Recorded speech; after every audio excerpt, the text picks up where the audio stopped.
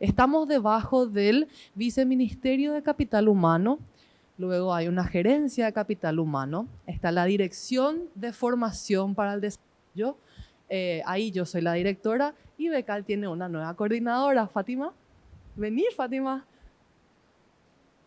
Entonces, en esa estructura quedó dirección. En mi dirección hay 2 coordinaciones, que está el INAP y está BECAL. Y hoy les presento a Fátima Franco, ella es la coordinadora de BECAL, que seguramente va a ser el rostro que en adelante van a ver mucho más en todo este tipo de oportunidades. Fátima, una palabra para tu público. Muchas gracias por la presentación y es un gusto estar aquí hoy para justamente compartir con la profesora Caroline sobre las oportunidades que hay para Nueva Zelanda y el financiamiento que nosotros tenemos a través de BECAL. Así que les invito a atender esta charla y a fijarse también en nuestras convocatorias, que justamente ahora abrimos la convocatoria del segundo semestre para iniciar estudios en el primer semestre del 2025. Entonces les invito también a mirar un poco nuestras redes sociales y las actividades que tenemos para promocionar estas convocatorias. Muchas gracias. Este sábado vamos a estar en la Feria Palmear, también con la profesora Caroline, entonces por si quieren ir. Bueno, BECAL firmó un convenio entonces con Universities New Zealand, 8 universidades, todas ellas ofrecen 80% de descuento para hacer un doctorado. Sí, wow, totalmente. BECAL, seguramente ustedes saben que nuestro tope de becas es de $90,000. Entonces, con ese descuento que las 8 universidades ofrecen, más los topes de BECAL, van a poder vivir súper bien los 4 años que se financia para hacer un doctorado. Y a partir de aquí, la profesora Caroline va a estar explicándoles cómo funciona Nueva Zelanda, las universidades, cómo uno puede acceder a los tutores, etcétera, para poder tener esta carta de admisión a doctorado y puedan aplicar al primer semestre o bien ahora mismo. O sea, terminamos el 8 de noviembre. 8 de noviembre terminamos la convocatoria. Entonces, welcome, Professor Caroline. Please go ahead with your presentation and thank you for being in Paraguay. Thank you very much. All right, so as you've heard, my name's, I can come down the front then. My name's, oh no, we're on the video. No, I can't. We're going to have to edit this video a lot. My name's Caroline Daly. I'm the Dean of Graduate Studies at the University of Auckland, which is New Zealand's largest university. But I'm not just here to speak about my university. I'm also very happy to talk to anyone about other New Zealand universities as well. So there are only 8 universities in New Zealand. New Zealand is the size of Paraguay. It's about 5 million people. You have a lot more universities than we do. But all of our 8 universities are ranked in the top 500 in the world. And my university, the University of Auckland, is ranked 65 in the world. So it's a very high caliber education system and very concentrated. So what I thought I would do today, and thank you for coming along, is tell you a little bit about our country, our system, why you might want to come and study with us, and then I'm going to use my university in terms of how you apply. Have any of you looked at New Zealand universities already? Has anyone looked at a program or a professor they're interested in working with? No? Because New Zealand's very small, so if you have, chances are I'd know that person. But that's all right. I just want to tailor the presentation to your interests. So if there are things you want me to talk about that you think I'm not going to, let me know, right? We're a small group. If you move together, we'd be even closer. So there's plenty of opportunity for people to ask their questions as we go along. Okay, if you're not aware, this is what New Zealand looks like. 2 islands down in the South Pacific. No neighbours. no enemies, right? We're friends with everyone. Has anyone been to New Zealand? No. Does anyone want to go to New Zealand? I have never met a person in the world, and I go around the world a lot, who doesn't want to go to New Zealand, right? Whether it's to study or for a holiday, it's on people's bucket lists. They've watched Lord of the Rings or whatever it is that's made them want to go. They want to bungee jump where it was invented, whatever it is, I don't know. But people like New Zealand. We don't have enemies, right? No borders with anyone, no enemies.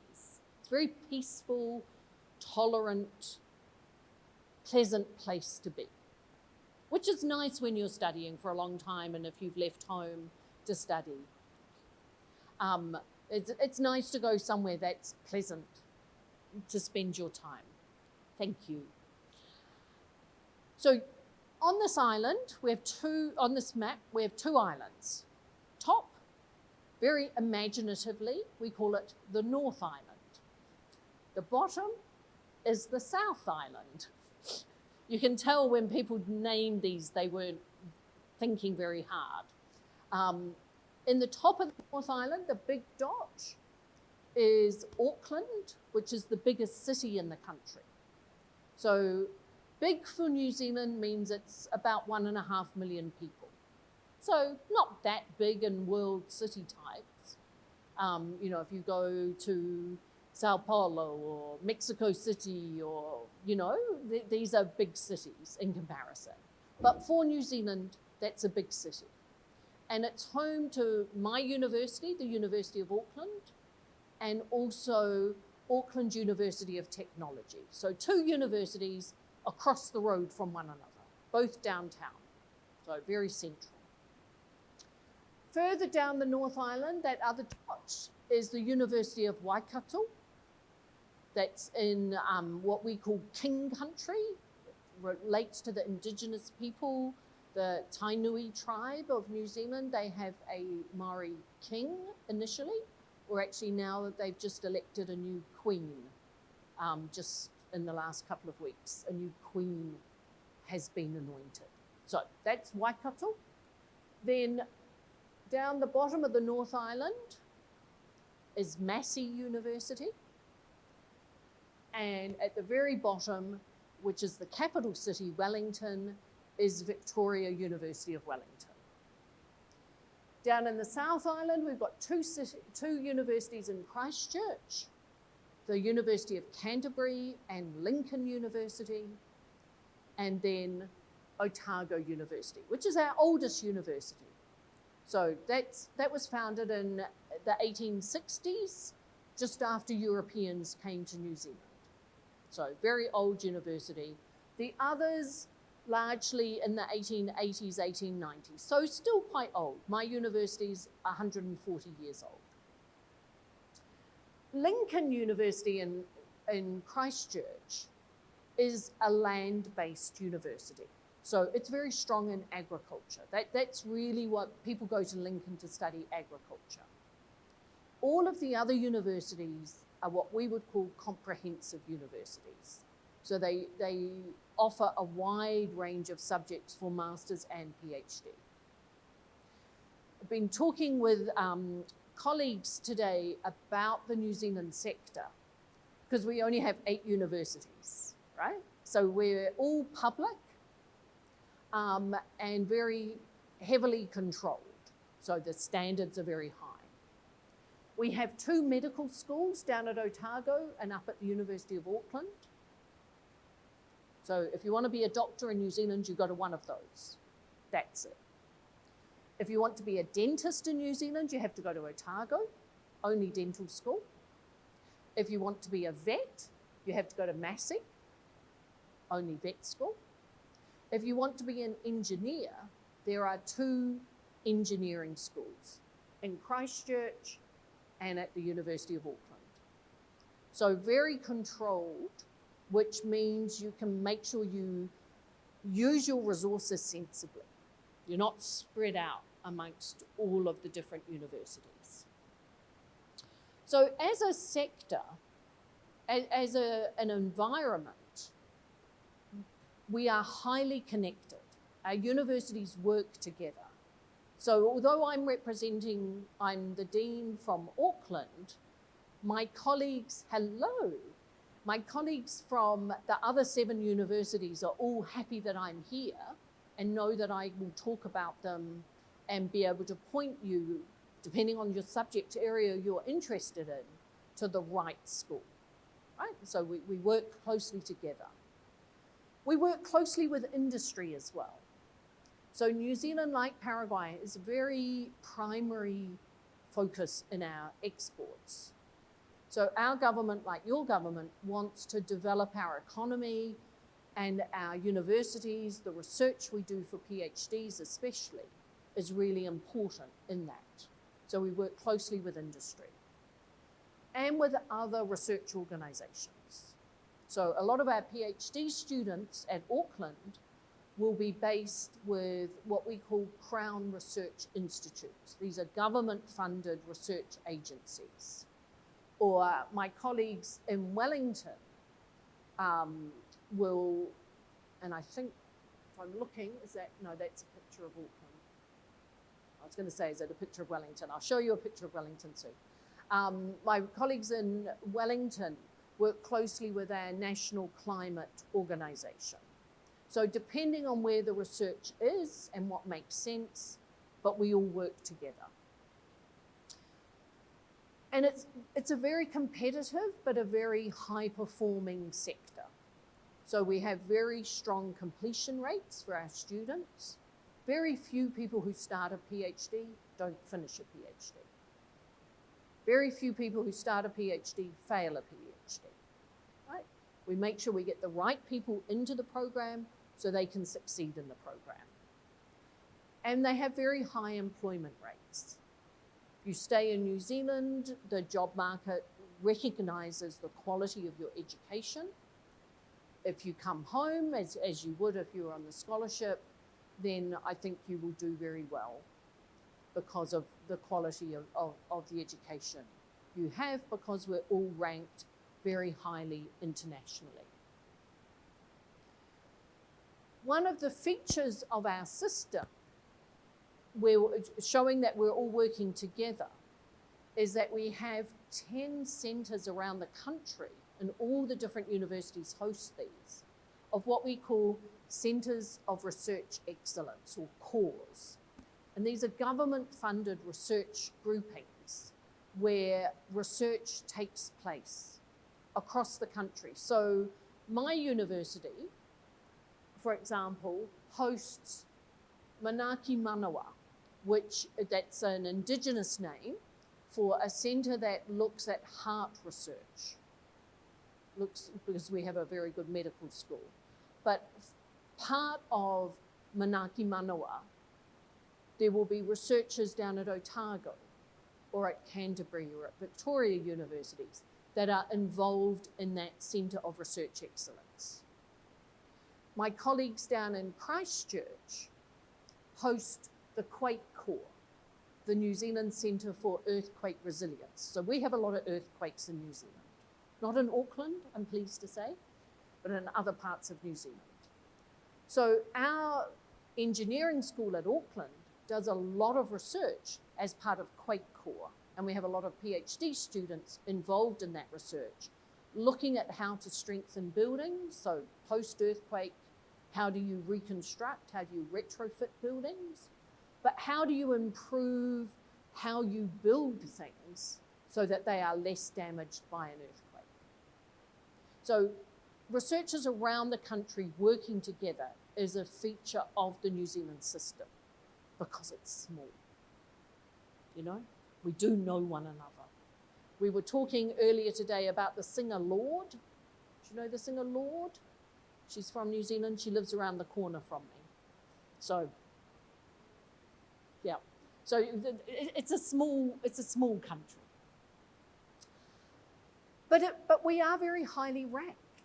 So I'm just giving you Auckland's rankings here. And I have to say, Auckland is the highest ranked of the New Zealand universities. But all of the New Zealand universities are ranked in the top 500 in the QS. All right, so all of them would be recognized if you applied for a scholarship. So very few countries are able to say that all of their universities rank in the top, effectively 1% of universities around the world. So here you can see some of Auckland's rankings. Excuse me.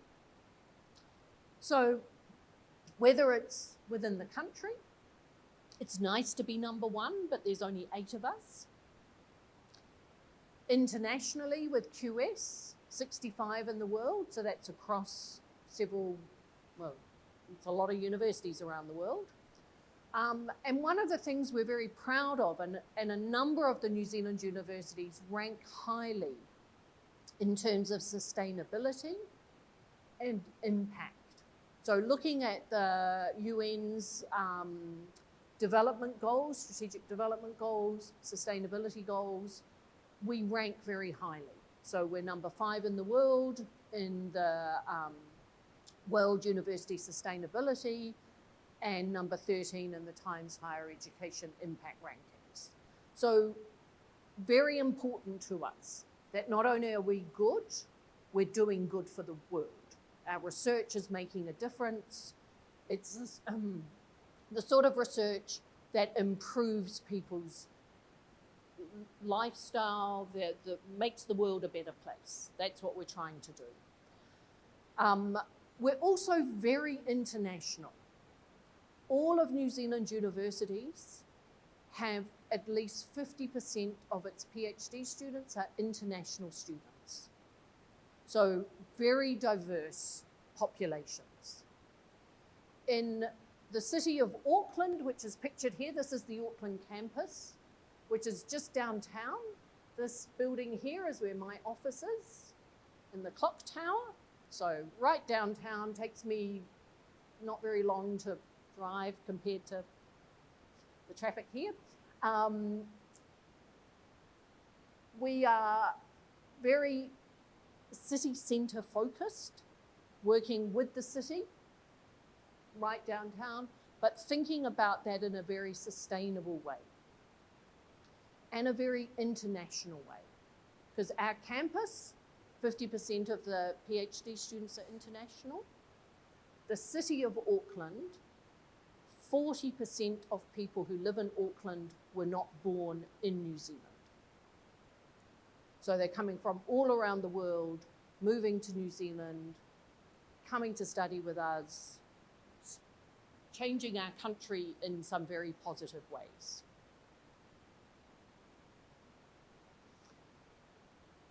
All of you will be thinking about not just the rankings overall, but your individual subject rankings and what we offer.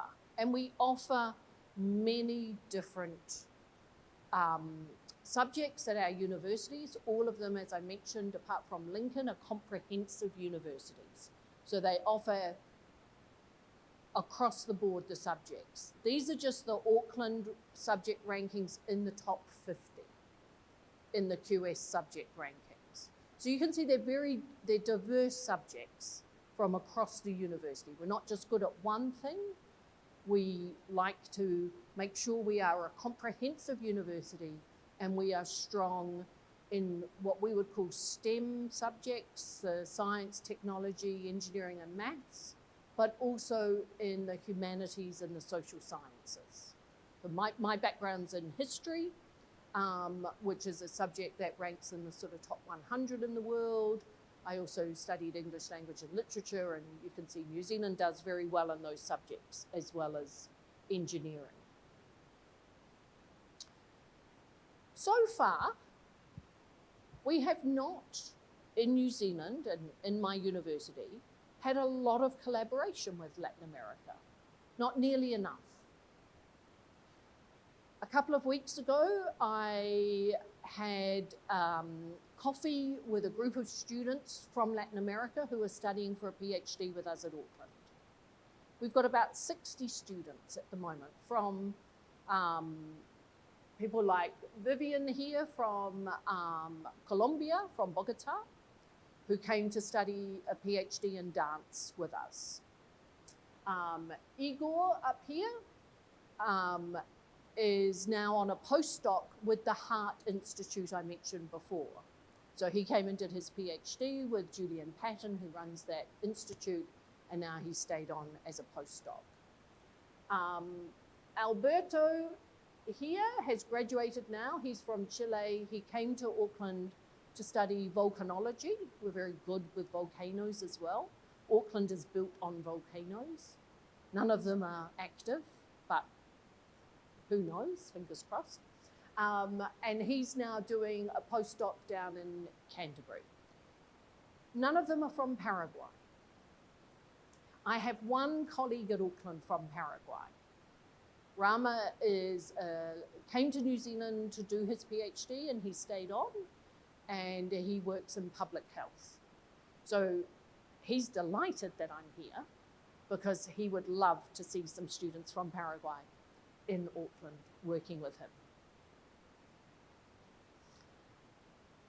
I'm going to skip that actually because I don't think that's that important. Let me talk to you about the Auckland PhD. And this really is the New Zealand PhD because all of the New Zealand universities work together to make sure that we have the same rules and regulations. We govern these things together. So although it's called the Auckland PhD, this is true for every New Zealand university. Our PhD is a thesis-only degree. So you come, you work under supervision with 2 or more supervisors, and you write a thesis over 3 to 4 years, a piece of original research. Right? So whatever your subject is, you work with your supervisor to develop a project that's suitable for your skill set, your background. So do that under supervision over 3 to 4 years. At Auckland, on average, students submit their thesis in 3.5 years. Right? So it's not like the US, where people go on and on and on forever doing their PhD. It's not your life's work. It's a step towards your life. Right? So New Zealand, 3 to 4 years. All of our universities are really interested in making sure we have a strong co-curricular program because what you're doing is just your research, right? So you're becoming very, very expert in something that's often very, very narrow. And employers sometimes want you to have some other skills that maybe you forget while you do a PhD. So we make sure that you have a co-curricular program, a program that runs alongside your PhD to help you develop some of those other skills. So at Auckland, that might be at the beginning when you first arrive, you might need some help getting used to the New Zealand accent, right? Because we don't sound like Americans, right? And most of our international students have done sort of American English, right? So you watch a lot of TV and movies and things, and then you come to New Zealand and it's like, you don't sound like that, right? And we also use a lot of indigenous words. So if I was meeting a friend, rather than saying hello, I might say kia ora. Or if it's in the morning, I might say morena, which means good morning. So when you come to New Zealand, people start talking to you and you think, that's not English. It's not. It's Te Reo Māori. It's the indigenous language. So we have opportunities for you to just sit around as students and talk to people who speak New Zealand English, just to help you get used to listening. But as you develop your skills, you might be going to a conference to present your work. And so we have opportunities for you to develop your public speaking and preparing conference posters. Or you might be putting in a grant bid for some research funding. So we can help you with opportunities to develop your skills writing research grants. There are lots of different opportunities you have that are provided free of charge while you're doing your PhD. And I always encourage all of my own PhD students to take up those opportunities. Because later when you get a job, professional development comes with a price tag. While you're a student, it's free. So you should take it up, I think. Always go, I love a gift with purchase. So to me, this is the gift with purchase. One of the things that's sort of unique about the New Zealand PhD, certainly in our part of the world, are the fees we charge.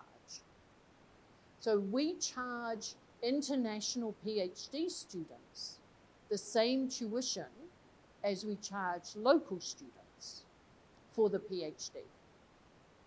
And across New Zealand, that's about $5,000 US a year. So if you have the BECAL scholarship of $30,000 US a year for 3 years, $90,000 in total, and let's say you take 3.5 years to do your PhD, so you're paying tuition for 3.5 years, and you're paying your living costs. I went into my currency converter this afternoon. You would be paid exactly the same as we pay a University of Auckland doctoral scholarship holder. Right? So I benchmark our scholarships that we offer at the University of Auckland around the cost of living, making sure that people can live okay. You're not going to be rich. Auckland is not a cheap city. Wellington's not a cheap city. Christchurch isn't a cheap city. And Dunedin gets cold. So you're going to have large power bills if you go to Dunedin because it's cold down there. But you can live okay on the scholarship you can get to bring with you. Right? So that amount of money will pay your tuition and your living costs for 3.5 years at the rate of a University of Auckland scholarship, which is the most generous scholarship in the country. So you would be better paid than a student getting a University of Otago or a Massey University scholarship. So you don't need to worry about the money if you have the scholarship. You're also allowed to work. So on a student visa to come to New Zealand, international students who are coming to do their PhD are able to undertake paid employment alongside their studies. You're studying full time, but our students typically will work around 1 day a week to supplement their scholarships and to get experience as a teaching assistant, a research assistant, a lab assistant, working within, and you can work beyond the university. But a lot of our students will work within the university in a teaching or research role, building up their CVs. So that's an important thing to think about as well. You know, sometimes, I know when I was a student a long time ago, I thought I could probably earn more money as a cleaner, I'm very good at cleaning, than I could earn teaching. But teaching was a better thing to have on my CV. So I took the short-term hit. I could have had a cleaning empire by now, but I decided not to go that route. I'd stick with the study and do my PhD. So you get study rights with your visa and work rights. If you come with a partner and there are no age discrimination is outlawed in New Zealand, so you can be any age, and gender discrimination is also outlawed. So if your partner is same sex, can travel with you, and they will get a work visa based on you getting a student visa. So they are able to work in any job they can get anywhere in the country. You also have work rights after you finish. Now, I know if you have the scholarship, you need to return home, but if you get a postdoc, for example, and you're allowed to stay on, you will get a visa to do that. So you can have 3 years post-study work rights in New Zealand on a student visa. So if you're self-funded or you get another scholarship to study, then you might want to take advantage of 3 years post-study work rights. And for some of our PhD students, that's when they'll get a job that they want to stay on, move to New Zealand and apply for residency at that stage. And that's why our government allows you to pay the same tuition fees as local students, because they want smart people in the country. Right? So that's the incentive. Low tuition and then post-study work rights. There are also family benefits. On your student visa, if you have children, your children can come while you're studying and they have access to local schools. Most children in New Zealand go to public schools, not private schools. The public school system is very good, very highly ranked. So you don't need to pay for private education. Public schools are free. So your children have free education up to the end of high school, which for us is about 18 years of age. If they then go to university, they have to pay tuition, but the school system is free. So lots of practical benefits as well as the educational benefits of studying with us. Plus, as I mentioned before, I was talking about, being a nice place to live, New Zealand, no enemies, lots of beaches, colder than here, but not cold. Well, certainly not where I live. So Auckland, pictured here, it's the city with the university at the edge, sort of pictures of New Zealand landscape, all in Auckland, and the beaches nearby. New Zealand has a very long coast for the number of people. So very few people live more than an hour's drive from the beach. Right? So Auckland is surrounded by harbours. There's harbours on both sides. Auckland's a narrow piece of land with harbours on both sides. One to the Pacific Ocean, the other the Tasman Sea to Australia. And Auckland's in between piece of land. That's very different from here. I mean, we have rivers as well, but we've got the beach for you if you want the beach. We've also got what we call the bush, the countryside, the forests, the native growth. I'm not sure what the term would be here. Again, very close to the city. So from my house, if I look out west, I see the Waitakere Mountains where this walk is. Right? So it's very easy to get there. So when I talk to students from Latin America about what they like about Auckland, they say this environment. They really like the fact that it's peaceful, it's safe, it's beautiful. They don't need, Fatima was telling me before, she went to Pittsburgh for her master's degree, right? Which is a great opportunity, but it's really cold in winter, like really cold. I wouldn't go there. I mean, I don't have the wardrobe for it. So a city like Auckland, in the middle of winter on the coldest day, would be like Paraguay, 10 degrees. In summer, if it gets above 30 degrees, people complain, right? So it's very temperate. The further you go down New Zealand, the colder it gets, right? And by the time you get to Dunedin, it can snow in winter downtown. If you like skiing, Otago and Canterbury are great universities because they're close to the mountains for skiing. A little bit more of a drive if you live in Auckland. So those winter sports are there in the North Island and in the South Island as well. Because I think it is important if you go somewhere else to study, to think about what it's like to live there. Not just be there, not, because you've got to get that work-life balance. So think about that as well and look at the different cities in New Zealand in terms of that balance. I'm going to finish off by giving you some practical information about how to apply for a PhD in New Zealand. And this pamphlet actually has 4 main steps on the back. So I'm going to hand those out so that people can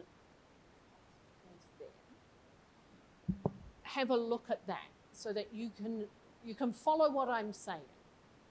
Because we were talking earlier today about one of the issues students have when you haven't studied at a particular university before is, how do you find a supervisor?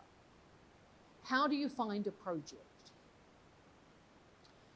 At the University of Auckland, before I came away on this trip, and this is my first stop on this trip, and I'm going around Latin America for the next few weeks, I asked a number of our researchers, I said to them, I'm going to Latin America.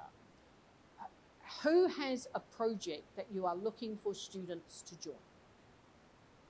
So if you're interested in the University of Auckland, on this card here, there's a QR code. And if you click on that QR code, one of the links it will take you to is a booklet called LATAM Project Opportunities or something, which lists about 165 projects where researchers are looking for students from Latin America to come and study with them. And there's descriptions of the projects, there's contact information for the supervisors. They know I'm here, right? They know people might contact them and say, I heard about your project, this is my interest, etc. Right? So that's one opportunity, is projects that are already listed. But some of you will be in areas of the university, say in the humanities or social sciences, where students don't usually join projects. They come up with their own project with their supervisor. So at the University of Auckland and at all of the New Zealand universities, there are sites on the website where you can search for a supervisor. So at Auckland and at Canterbury, we call that profiles. So if you Google profiles Auckland, you will find on our website, the university website, a link, and it's linked on the card. You will be able to link in and type in, just do a general research keywords, right? So if you're interested in civil engineering, right, you type in civil engineering, and then you'll go, okay, I've got to narrow this down because there's hundreds of people, right? Because we have a large civil engineering program. So you type in civil engineering water because you're interested in hydro dams. And then it will come up with the water research group in civil engineering.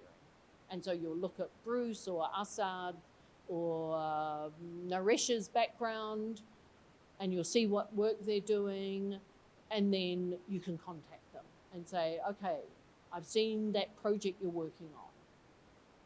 But before you contact anyone, what I recommend you do is your homework.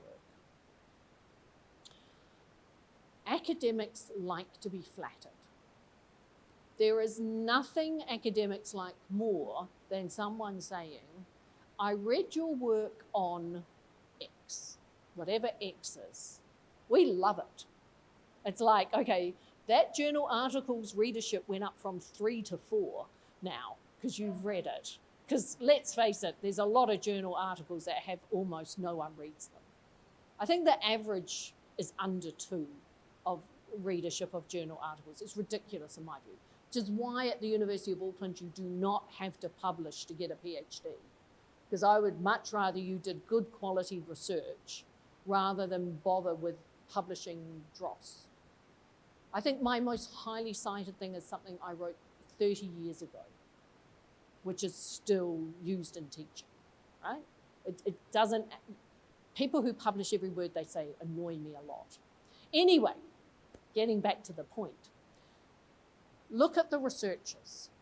You go onto the profiles page, you go onto the page at each university has these sites where you can search for supervisors, right? Usually, there will be links. The University of Auckland site, there's links. There's my biography. There's my research outputs. You can search by date, so you can see what's most recent. You can click on the link. You can read the article. Not the abstract, the article. Because we can tell if you've only read the abstract, right? So you read the whole thing, and you think, is this the person I want to work with? Is this person doing the sort of research I'm interested in? Because you're investing 3 to 4 years of your life in this, right? This isn't a passing fad. This is a significant investment of time and money. So you need to make sure you've got the right fit. Who are the researchers? So I always say to students, look, spend your time doing your due diligence. And I say it to the supervisors as well. When you contact them and say, you know, dear professor, let's say you're interested in earthquake engineering. I'm just picking a topic, pick any topic. Okay, so Liam Weatherspoon's one of the researchers in earthquake engineering who has links with Latin America. So you, dear Professor Witherspoon, I'm very interested in joining your research group and the Quake Core work you're doing on building resilience. I've read your paper on X. I was very interested in your finding about Y. I thought the methodology you used was really interesting. It's similar to some work I did in my master's at my university, but now I'd like to develop that, and I'm interested in applying for funding from my home country, from Paraguay, to come and do a PhD. Liam, who I think has projects in the book, knows I'm here because he and I had a chat about me coming here. So he's going to go, oh, Caroline's made an impact. Good. Here's a student who's read my work. Better. Here's a student who's actually going to bring funding with them and isn't asking me for a scholarship. Best of all, right? So it's a really positive message. If, on the other hand, you spam researchers all over New Zealand with one of those generic emails, and we all get them all the time. I usually get them that say, Dear Sir, which is always a little hint to me that they haven't really done their homework. But, Dear Sir, I would like to come and join your esteemed research group. Well, I don't have a research group. I'm a historian. We don't work in research groups. So, I've attached my CV. I hope you can provide me with a scholarship. That's the gist of those emails. They go straight in the trash. No one opens the CV. No one's interested. Our academics aren't capable, and I say this with the greatest of respect for them, of converting your transcript into our system. They don't know if you're eligible or not, right? So what they need to do is have a conversation with you. And that might be through emails, WhatsApp, it might be through Zoom or Teams or whatever format. Have a conversation with you once you've ignited their interest. They're interested in you because you've indicated you've done more than find their name. right? You've done your due diligence, you've done your homework. So then they say, okay, well, let's have a chat over Zoom. So you have a chat and they go, okay, yeah, I'm interested. So now what you need to do is apply online. And all of our universities only do online applications. And in all of our universities, that is central. And it's done centrally so that we have teams of specialists who can look at your transcript, whether you studied here in Paraguay or maybe you studied elsewhere. They can convert your grades into our system. They can check that you're eligible for our PhD program. So supervisors in New Zealand don't admit you to the program. People in my role admit you to the program. And we do that once we know that there's a supervisor who supports you, that we've got the resources in the university to support your research, and that you meet our entry criteria and have a project that will meet the requirements for a PhD. So we do all of that work before we make you an offer. And sometimes students will say, it's taking a long time. If you don't provide all of the documentation at the beginning, it will slow things down. So on the back of that pamphlet with the steps, it tells you the information you need for Auckland. It's the same information you need at all the other New Zealand universities. All right, it's not specific to us. You provide us with all of that. You've already made contact with someone who wants to support you, who says, yes, I want you to come work with me. Then we can make you quite a quick offer, right? That can go through the process quite quickly. But if you haven't made contact with a supervisor, if you do what I would call a cold call, if you just apply to the university, it will take much longer. It will take months, because when we get your application and we check that you're eligible, we'll then have to go out to the academic unit and ask individual supervisors one by one whether they're interested in supervising you, right? And each one, let's say each one takes a week to respond, have a look. That could add on months to the app. Changing that. So it's a government decision at the moment. And our government really sees the benefit of providing that funding to the universities, which allows the fees discount. So we're hopeful that will continue. It's been in place for a number of years now. So I have spoken to many government people about the importance of retaining that. Yeah. Hi. Please upload your undergraduate thesis. Right? So you would upload that so the supervisor can see that. So presumably that's in Spanish. Yeah. So we, as I mentioned before, 40% of people in Auckland were not born in Auckland. So although Spanish isn't a common language, there are people who can read it.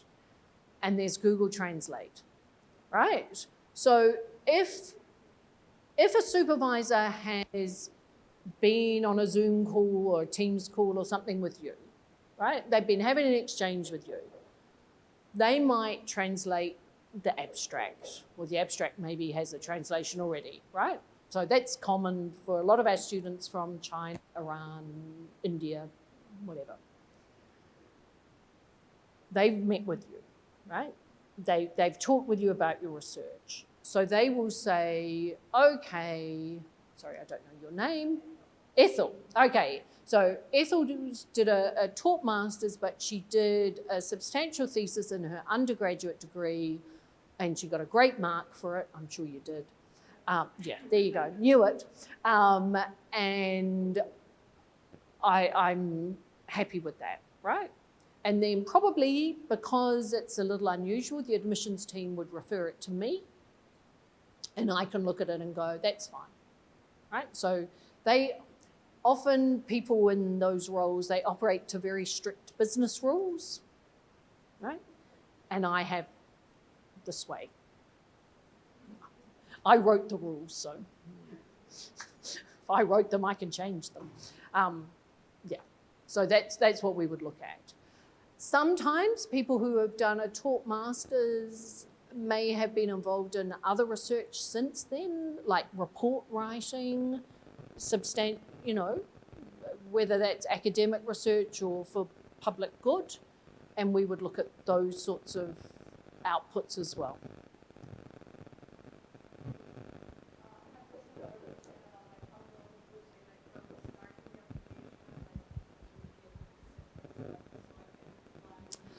So, do you know the expression, how long is a piece of string?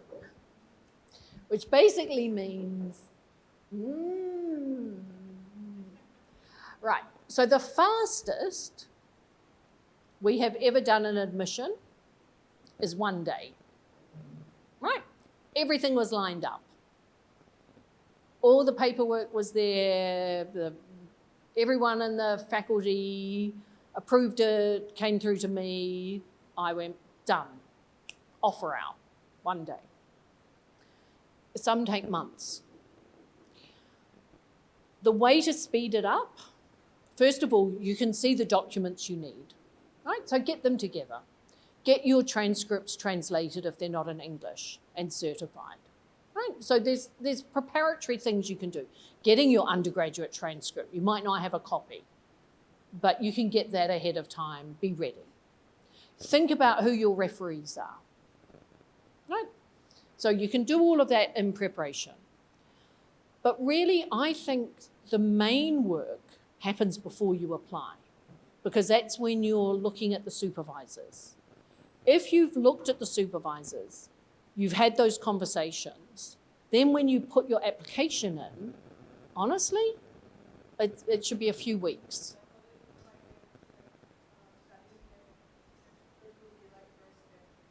Yeah, before applying. Yeah, because what's your subject area, Ethel? Okay, so we've, like at Auckland, we've got great teams in the School of Environment, but we've got a lot of people who work in sustainability around the university. So if you, let's say you contacted JR. So JR Rowland was the head of Na'aru Whetū, which is our sustainability group. So you contact JR, you have a conversation with her, you talk about what you're going to do for your PhD. You work on your proposal with JR. So JR might, because of the area you work in, she might not have a project that you're just joining, compared to, say, environmental engineering, which might, but you work with JR. And then JR will give you the form that the Faculty of Science uses for what we call a statement of research intent. So it's not pages and pages and pages, right? Statements of research intent in science are probably 3 pages on average. That you work with JR on that. JR said, yes, Ethel, I want, happy to supervise you if you can get through, etc. You put the application in. What happens then in your application is you name your proposed supervisor. So you name JR Rowland, let's say, I'm using JR because of her area. That means when you do your online application, the admission team checks your documents and then it goes to JR. And JR looks at it and goes, oh, good, Ethel's put in her application, this is the proposal we talked about. She pushes a button. Then it goes to JR's head of school. I can't remember who the head of School of Environment is at the moment. The head of school says, okay, JR's happy, this looks good, pushes a button. Then it goes to Vivian, who's the Associate Dean. And so Vivian takes a good look, because Vivian's very thorough. I like Vivian a lot. She checks everything. She goes, yep. And then it goes back to the admissions team. If everything's straightforward, they then push the button and give you an offer. If there's any issues, it comes to me. So that process with JR and the faculty could be done in a week or 2. It's just a matter of people focusing on it in their workload, if you've already done that work on the application. But if you haven't, then it could go around 10 people in the School of Environment waiting, trying to find a supervisor. So look in the booklet around on the, did you get the QR code? Yeah, so in the booklet, I think there are some environmental projects. Like I have friends who are doctors, medical doctors, who earn a lot of money, who paint their own house. I'm like, for God's sake, hire someone to paint it. You know, give someone else a job. But it's DIY. They do it themselves. Crazy in my view. There are people who do a much better job, but right. So people in New Zealand wouldn't hire an immigration lawyer.